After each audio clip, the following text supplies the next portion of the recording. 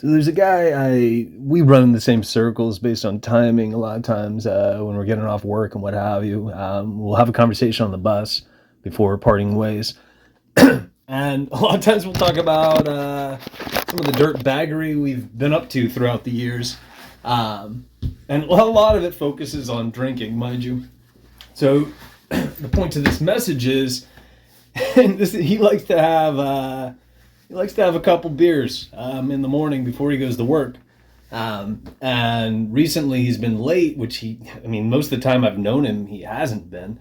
But he's been late 2 times recently, and so he got pulled into the office and he got talking to.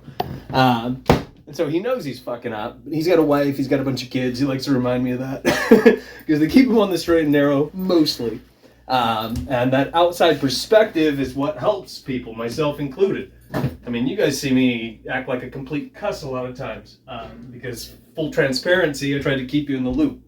Online, etc., and in real life. But so what he told me was Sundays. That's what his wife says. Those are the days once all this drinking has culminated, typically speaking, when he fucks up the most. And he oversteps his bounds, the boundaries with their relationship, etc. And so we had an honest talk about it, and how he's trying to, curb that. The reason I'm mentioning this is I want you to parallel that with society. Many decades ago, things weren't as bad as they are now. Would you agree? And they've steadily gotten worse. Would you agree? Now, a lot of people would probably blame, the government and other outside parties and interests and things along those lines. But how many of us are willing to take the time and question whether or not you and I, and the people we know, the people we bump into, and the people we'll never meet, are we doing the right thing? Because by all accounts, we are not doing the right thing, which is what lends itself to why things are a fucking shit show.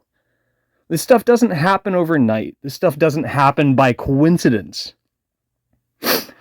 I mean, pay attention to what kids, like to repeat online.